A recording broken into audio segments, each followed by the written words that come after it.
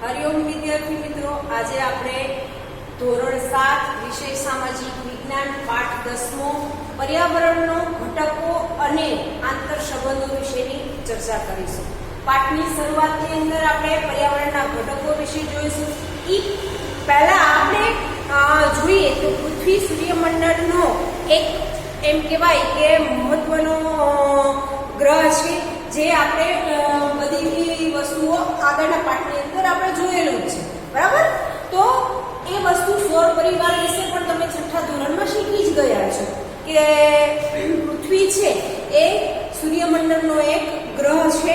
બરાબર? આપણે અલગ અલગ ઘણા બધા ગ્રહો વિશે જાણીએ છીએ, પણ પૃથ્વી એ એક જ એવો ગ્રહ છે કે જેના ઉપર વાતાવરણ, જલાવરણ, મૃદાવરણ અને જીવાવરણ આ બધી જ વસ્તુઓ શક્ય છે.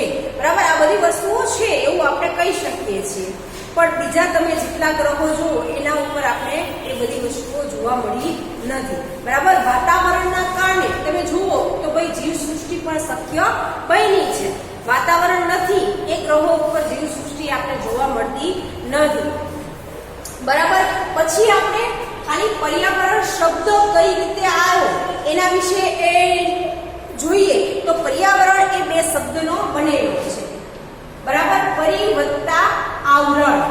તમે જુઓ સંધિ છૂટી પાડો એટલે પરી વત્તા આવરણ. પરી એટલે કે આજુબાજુ, એટલે કે આપણી ચારે બાજુ જે છે એને પરી કહેવાય છે, અને એ આવરણ એટલે કે વિશિષ્ટ બે શબ્દ છૂટા પાડો એટલે કે એવું આવરણ કે એવી સપાટી જેને આપણે પૃથ્વીની આસપાસ સર્જાયેલું કુદરતી ઘટકોનું જે આવરણ છે એને આપણે આવરણ તરીકે ઓળખીએ છીએ, જેની અંદર મૃદાવરણ, જલાવરણ, વાતાવરણ અને જીવાવરણ છે એને આપણે આવરણો તરીકે ઓળખીએ છીએ. બરાબર? મૃદાવરણ એ એક આવરણ છે, જલાવરણ આવરણ છે, વાતાવરણ અને જીવાવરણ. તો આ રીતે આપણે પર્યાવરણના વિશે માહિતી તમે જોયેલી છે. પર્યાવરણ શબ્દનો આપણે અલગ કરી અને એ પણ સમજૂતી મેળવી. સાથે સાથે હવે આપણે આગળના ટોપિક ઉપર આગળ જઈએ છીએ કે ભાઈ પર્યાવરણના ઘટકો કેટલા છે. બરાબર? પર્યાવરણની અંદર સૌથી મહત્વના ઘટકો કયા કયા છે? તો એમાં મહત્વના ઘટકોની અંદર પહેલા મૃદાવરણ આવે છે, બીજું જલાવરણ, વાતાવરણ અને જીવાવરણ.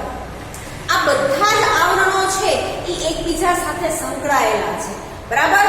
એક પણ વસ્તુ ના હોય તો ભાઈ આપણે ચાલી શકીએ એવું છે નહીં. બરાબર? પહેલા આપણે જોઈએ કે આ ઘટકોનું મહત્વ શું છે. હવે મૃદાવરણ, આપણે પહેલો ટોપિક જોઈએ કે ભાઈ મૃદાવરણ ના હોય તો શું થાય. બરાબર? હવે જેની ઉપર આપણે રહીએ છીએ એ જ વસ્તુ ના હોય તો તમે વિચારો કે આપણે જીવી શકવાના છીએ? મૃદાવરણ ઉપર રહીએ છીએ, ધરતી કો, જમીન કો. બરાબર? એ જમીન જ ના હોય તો આપણું જીવન શક્ય છે ખરું? આપણે પ્રશ્ન થવો જ જોઈએ. બરાબર ને વિદ્યાર્થી મિત્રો? તો મૃદાવરણ છે એ જમીન હોવી પણ ખૂબ જરૂરી છે. બરાબર?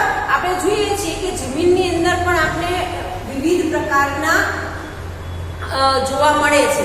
મૃદાવરણની અંદર બધી જગ્યાએ એક સરખું તમને જોવા મળે છે નહીં. બરાબર? મૃદાવરણની અંદર આપણે જોઈએ છીએ જમીન વિસ્તારની અંદર પણ વિવિધતા જોવા મળેલી છે. ક્યાંક ખડકો છે, ક્યાંક સપાટ મેદાનો છે, ક્યાંક ઊંચા ઊંચા પહાડો જોવા મળે છે, ક્યાંક બરફથી છવાયેલા પહાડો જોવા મળે છે, તો ક્યાંક મોટી મોટી શિલાઓ જોવા મળે છે. આ બધી જ જે વિવિધતા છે એ મૃદાવરણની છે. બરાબર? અને ક્યાંક આપણે જોઈએ છીએ ઘણા સપાટ મેદાનો, જ્યાં એમ કે આપણી નજર પહોંચી શકે ત્યાં સુધી આપણે સપાટ મેદાનો જોવા મળે છે. તો એ બધી વસ્તુઓ આપણે મૃદાવરણની અંદર લઈ શકીએ છીએ. હવે બીજી વસ્તુ એ પણ કે ભાઈ મૃદાવરણ ના હોય તો આપણે ખબર જ છે કે ભાઈ જમીન ના હોય તો આપણે કોઈ પણ વસ્તુ કરી શકતા નથી. બરાબર? આપણે જમીન ઉપર રહીએ છીએ, જમીન ઉપર અનાજ ઉગાડીએ છીએ, ઉપરાંત ખાવા પીવાની વસ્તુથી માંડીને બધું જ કામ આપણે જમીન ઉપર રહીને કરીએ છીએ. જમીનથી ઉપર રહીને કોઈ પણ કામ કરતા નથી. બરાબર? એ સવારથી લઈને સાંજ સુધીની આપણી દિનચર્યા આપણે જોઈએ તો એ બધી જ વસ્તુ મૃદાવરણ ઉપર શક્ય છે. બરાબર? પૃથ્વી ઉપરના ઘન પોપડાને આપણે મૃદાવરણ કહીએ છીએ. તમને મૃદાવરણ વિશે પૂછવામાં આવે તો પૃથ્વીનો જે ઘન સ્વરૂપે, ઘન એટલે કે કઠણ સ્વરૂપે જે પોપડો છે એને આપણે મૃદાવરણ કહીએ છીએ. આ પોતનો ખડક ખનિજ. હવે આની અંદર શું છે એવું પૂછવામાં આવે તો ખડક ખનિજ.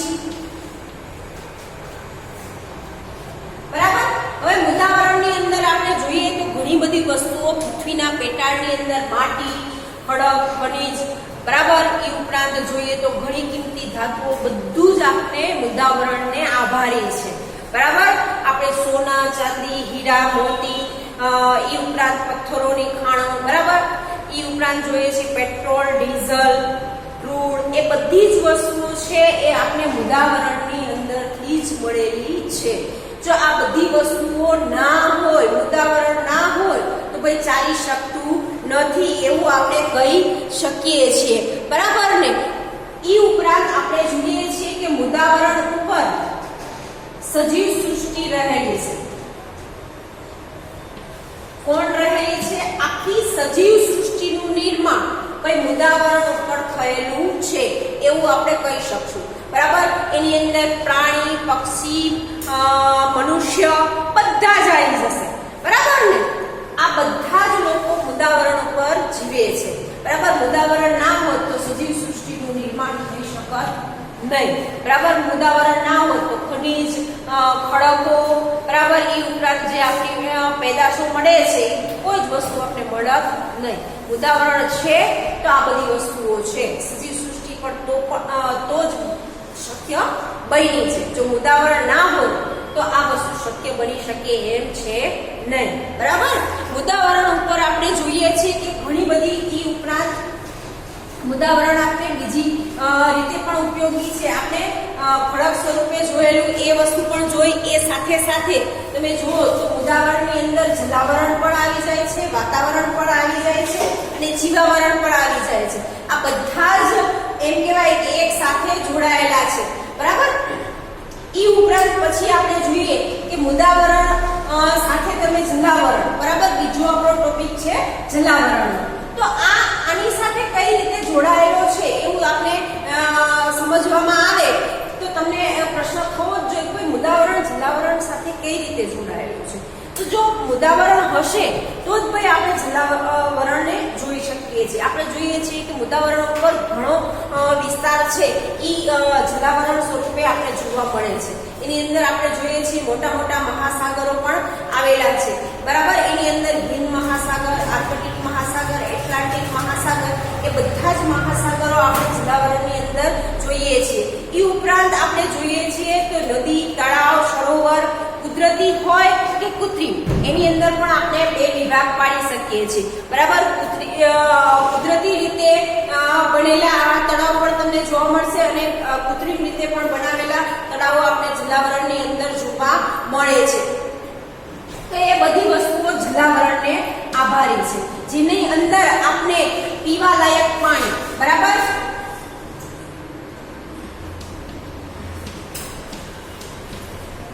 પાણી, ખેતી લાયક પાણી, ખેતી માટે પાણીની જરૂર પડે છે. બરાબર. પીવા માટે, ખેતી માટે, આ બધી જ વસ્તુઓ માટે આપણે પાણીની જરૂર પડે છે.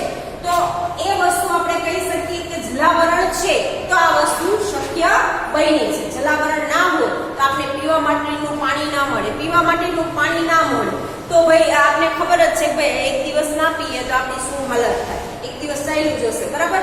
પણ જો દરરોજની આપણી આ સમસ્યા બની જાય, પીવા માટે ચોખ્ખું પાણી ના મળે તો આપણે રહી શકતા નથી પાણી વગર. બરાબર ને. તો એ જ રીતે આપણે જોઈએ તો આપણા મોટા ભાગની વસ્તુઓ છે ખેતી ઉપર આધારિત છે. ખેતી પણ ના કરી શકીએ. બરાબર. જો વરસાદ સારા પ્રમાણમાં ના થયો તો આપણે ખ્યાલ જ છે કે ભાઈ દુષ્કાળ જેવી પરિસ્થિતિ થાય છે. તો જલાવરણ પણ આપણા સજીવ સૃષ્ટિ માટે એક મહત્વનો ભાગ છે. પૃથ્વીની સપાટી ઉપર નીચાણવાળો જે ભાગ છે, બરાબર, કઈ જગ્યાએ તો પૃથ્વીની સપાટી ઉપર નીચાણવાળો જે ભાગ છે એ નીચાણવાળા ભાગની અંદર ભાઈ જલાવરણ આવેલું છે એવું આપણે કહી શકીએ છીએ અને એને આપણે જલાવરણ તરીકે ઓળખીએ છીએ. એ ઉપરાંત તમે જુઓ તો પાણીનું આ એક આવરણ છે. બરાબર. જલાવરણ છે આ વસ્તુ પણ સાથે સાથે આપણે ખબર જ છે જલાવરણની ઉપયોગિતા મેં તમને કીધું કે નદી, સરોવર, તળાવ એ બધું જ છે તો આપણે છીએ, નકર એ બધી વસ્તુઓ નથી તો આપણે રહી શકતા નથી. આગળનો ટોપિક છે વાતાવરણ. બરાબર. હવે આ એમ કહો કે એક પછી બીજો, બીજા પછી ત્રીજો, એકબીજા સાથે ટોપિક સંકળાયેલા છે. બરાબર. આમાંથી એક પણ વસ્તુ ના હોય તો ભાઈ સજીવ સૃષ્ટિનું નિર્માણ થઈ શકતું નથી, જીવાવરણનું નિર્માણ થઈ શકતું નથી. એટલે આપણે વાતાવરણ પણ એટલું જ જરૂરી છે. આપણે ખબર જ છે કે તમે 1600 કિલોમીટરથી ઉપરની સાઈડ તમે જાઓ તો એનાથી વધારે તમે બહુ આગળ જશો તો વાતાવરણ ઓછું થતું જાય છે. બરાબર. હવે વાતાવરણમાં આપણે ખબર જ છે કે પૃથ્વીની ચારે બાજુ વિખરાયેલા આવરણને આપણે વાતાવરણ તરીકે ઓળખીએ છીએ. બરાબર. એની વ્યાખ્યા તમને પૂછવામાં આવે તો આ વ્યાખ્યા તમે લખી શકો છો કે પૃથ્વી ઉપર હવાનું જે આવરણ ચારે બાજુ વિખરાયેલું છે એને આપણે વાતાવરણ કહીએ છીએ. વાતાવરણની અંદર કઈ કઈ વસ્તુઓ રહેલી છે તો આપણે ખબર જ છે ધૂળના રજકણો, ઘણા બધા ઘટકો, ઓક્સિજન, નાઇટ્રોજન, કાર્બન ડાયોક્સાઇડ. બરાબર. આ બધા જ ઘટકોથી વાતાવરણ બનેલું આપણે જોવા મળે છે. બરાબર ને. એ ઉપરાંત પછી તમે જુઓ તો એ વાતાવરણ છે તો આપણે સજીવ સૃષ્ટિ છે. બરાબર. સજીવ સૃષ્ટિની અંદર આપણે મનુષ્ય જોઈએ, પ્રાણી જોઈએ કે વનસ્પતિ જોઈએ. બરાબર. એ બધી જ વસ્તુઓ વાતાવરણને આધીન છે.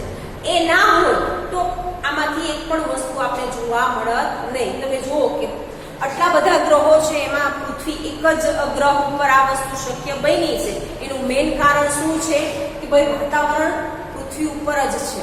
બરાબર. બીજા એક પણ ગ્રહ ઉપર તમને વાતાવરણ જોવા નથી મળતું. ચંદ્ર ઉપર જોઈએ કે શનિ ઉપર જોઈએ કે નેપચ્યુન ઉપર જોઈએ, એ બધા જ ગ્રહો ઉપર વાતાવરણ બહુ ઓછા પ્રમાણમાં આપણે જોવા મળે છે. તો એની સરખામણીએ આ બધા જ જે પોઈન્ટ છે એ દરેક પોઈન્ટ એકબીજા સાથે સંકળાયેલા આપણે જોવા મળે છે. હવે આગળ આપણે જોઈએ કે જીવાવરણ. પૃથ્વી પર મૃદાવરણ, જલાવરણ અને વાતાવરણ આ ત્રણેય વસ્તુ ભેગી થાય અને આ ત્રણેય વસ્તુ પછી છેલ્લા રીતે જીવાવરણ એના ઉપર નિર્ભર છે એવું આપણે કહી શકીએ છીએ. બરાબર. જો પાણી ના હોય તો પણ આ વસ્તુ શક્ય નથી અને મૃદાવરણ ના હોય, વાતાવરણ ના હોય, આ ત્રણેય આવરણો સજીવ સૃષ્ટિ માટે ખૂબ જ એમ કહેવાય કે પાયાની જરૂરિયાત છે. આ ના હોય તો આપણે સજીવ સૃષ્ટિ શક્ય છે નહીં. બરાબર. હવે આગળનો આપણે ટોપિક જોઈશું.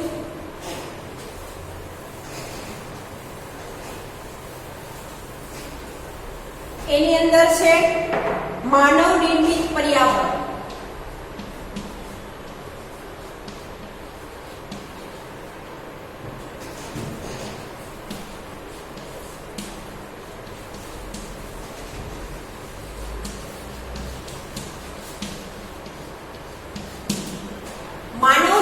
પર્યાવરણની અંદર તમને શું જોવા મળે છે તો માનવની આસપાસ પર્યાવરણ સાથે યાંત્રિક એમ કહેવાય કે આંતરક્રિયા કરે છે.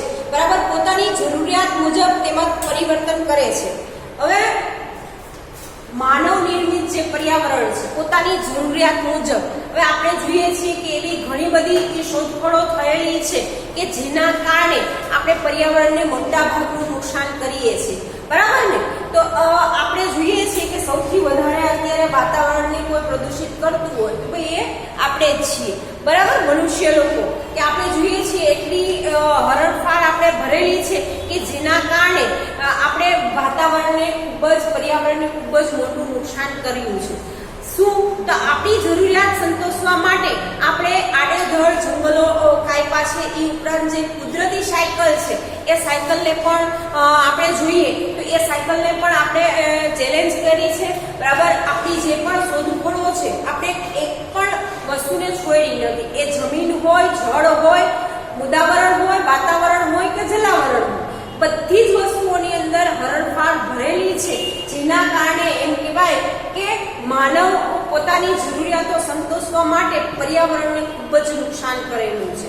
આ વસ્તુ આપણે ભૂલી શકતા નથી. બરાબર ને. કે આપણે જોઈએ છીએ કે મોટી મોટી ફેક્ટરીઓની શોધ થઈ, ઉપરાંત આપણે જમીનની અંદરથી ઘણા બધા ખનીજોને બધું મેળવેલું છે. એ બધું જ મેળવ્યું છે જેના કારણે એમ કહેવાય કે પૃથ્વીનો પેટાળની અંદર એ ઉપરાંત વાતાવરણની અંદર તમે ત્રણ મુદ્દા લઈ લો, મુદ્દાવરણ, જલાવરણ અને વાતાવરણ, ત્રણેયને આપણે પુષ્કળ પ્રમાણમાં નુકસાન કરેલું છે. અત્યારે હાલની તકે આપણે જોઈએ તો આપણે પીવા માટેનું ચોખ્ખું પાણી આપણે નથી મળતું, બરાબર. આપણે એના માટે ફિલ્ટરનો ઉપયોગ કરવો પડે છે. પણ પહેલાના સમયમાં આ વસ્તુ નહોતી. તમે વિચારો કે પહેલાના સમયમાં લોકો નદીમાંથી ડાયરેક્ટ પાણી પી લેતા હતા તો પણ કશું નહોતું થતું, હે. અને અત્યારે આપણે જોઈએ છીએ કે જમીનમાંથી બોરમાંથી આવેલું પાણી પણ આપણે સીધું પી શકતા નથી, બરાબર. શું કામ? કે આપણે વધુમાં વધુ એનો ઉપયોગ કરતા થયા, બરાબર. દિવસે ને દિવસે આપણે જોઈએ તો આપણે માનવ વસ્તીની અંદર વધારો થયો એટલે જરૂરિયાત વધી. કોની? ખોરાક, પોશાક, રહેઠાણ, આ બધી જ વસ્તુની જરૂરિયાત વધી. એની સાથે સાથે આપણે એમ કહીએ કે એટલી બધી સંશોધન કરેલી વસ્તુઓની અંદર પણ આપણે હરણફાળ ભરેલી છે, જેની પાછળ આપણે એ નથી જોયું કે જે કુદરતી પર્યાવરણ છે એ પર્યાવરણને કઈ રીતે નુકસાન થાય છે. મોટી મોટી ફેક્ટરીઓ લગાવી દીધી, બરાબર. એ ફેક્ટરીઓ દ્વારા જે માલનું ઉત્પાદન થાય છે એ માલ વેચીને કરોડો રૂપિયા કમાઈ શકીએ છીએ, પણ એ ફેક્ટરીમાંથી નીકળતો ધુમાડો આપણા પર્યાવરણને કેટલું નુકસાન કરે છે એ આપણે વિચાર્યું નહીં.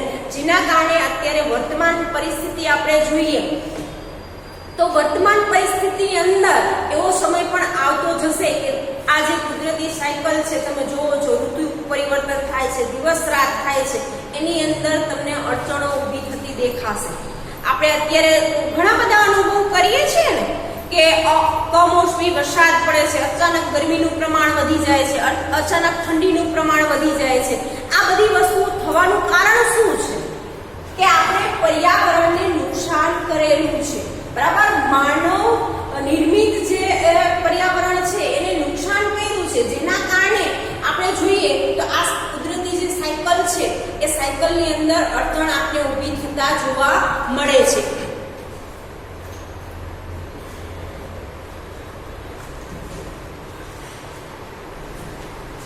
એ પછી આપણે જોઈએ તો અહીંયા તમને પાઠ્યપુસ્તકની અંદર ચિત્ર પણ આપેલું છે આપણું પર્યાવરણ, બરાબર. અહીંયા તમને ચિત્રની અંદર એ સમજ આપેલી છે કે વાતાવરણ કોને કહે છે, જલાવરણ કોને કહે છે, જીવાવરણ અને મૃદાવરણ, બરાબર. ચારે ચાર આવરણોને અહીંયા ચિત્રની અંદર તમને ચિત્ર દ્વારા સમજ આપેલી છે પાઠ્યપુસ્તકની અંદર, બરાબર. પાણીનું વિતરણ, એના પછીનો ટોપિક આપણે જોઈશું માનવ નિર્મિત પર્યાવરણ પછીનું પાણીનું વિતરણ.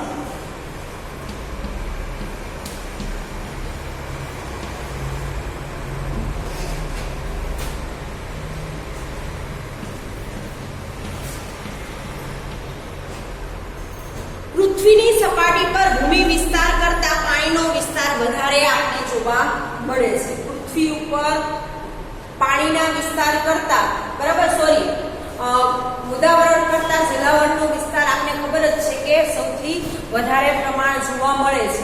હવે આ પાણીનો જે વિસ્તાર છે એ પાણીનો વિસ્તારમાં આપણે ખારું પાણી પણ છે અને મીઠું પાણીનો પણ અનુભવ છે, બરાબર. ખારા પાણીના સરોવર પણ છે અને મીઠા પાણીના સરોવર પણ આપણે જોવા મળે છે, બરાબર ને. આ વસ્તુ પણ તમને સાથે સાથે ખ્યાલ જ છે કે જે રીતે આપણે જમવાની અંદર મીઠું ના હોય તો ચાલતું નથી, એ જ રીતે એમ કહેવાય કે સમુદ્રનું હોવું એ પણ આપણા માટે ફાયદાકારક છે. આપણે એમ થાય કે સમુદ્ર આપણે કઈ રીતે ઉપયોગી થતો હશે. સમુદ્ર આપણે ખ્યાલ જ છે કે ભાઈ ખારા પાણીનો છે, બરાબર. તો એ આપણે કઈ રીતે ઉપયોગી છે તો એ વસ્તુ પણ આપણે ખબર જ છે કે એ વાતાવરણની અંદર ભેજનું પ્રમાણ સાચવી રાખે છે, જેના કારણે આપણે વરસાદ લાવવામાં એ મદદરૂપ થાય છે, બરાબર. સમુદ્ર છે એ આપણે સૌથી વધારે વરસાદ લાવવામાં મદદરૂપ થઈ શક્યા છે, બરાબર. એ વસ્તુ આપણે કહી શકીએ છીએ. પાણી એ ઉપરાંત તમે જુઓ છો મીઠા પાણીના જેટલા નદી નાળા સરોવર છે એ બધા જ આપણે ખેતી માટે ઉપયોગમાં છે એવું આપણે કહી શકીએ છીએ. અહીંયા સુધી આપણે આ પાઠની અંદર આ ટોપિક સુધી રાખશું. આગળની માહિતી આગળના વિડીયોમાં આપીશ. એ પહેલા તમને એક સૂચના આપી દઉં વિદ્યાર્થી મિત્રો, તમે વર્કશીટની અંદર તમારું પૂરું નામ, ધોરણ, વર્ગ એ બધું વ્યવસ્થિત લખી અને પછી જ જમા કરાવશો. બરાબર? એ કામ તમારું છે. બરાબર? એ આપણે મમ્મીને પપ્પાને નથી કહેવાનું. બરાબર ને વિદ્યાર્થી મિત્રો? તો એ કામ તમે તમારી જાતે દરેક વર્કશીટ ઉપર વ્યવસ્થિત પોતાનું નામ, ધોરણ અને વર્ગ અને રોલ નંબર આ બધી જ વસ્તુઓની તમને હવે ખબર છે જ. તો વ્યવસ્થિત રીતે લખીને અને પછી જ જમા કરાવશો. બરાબર?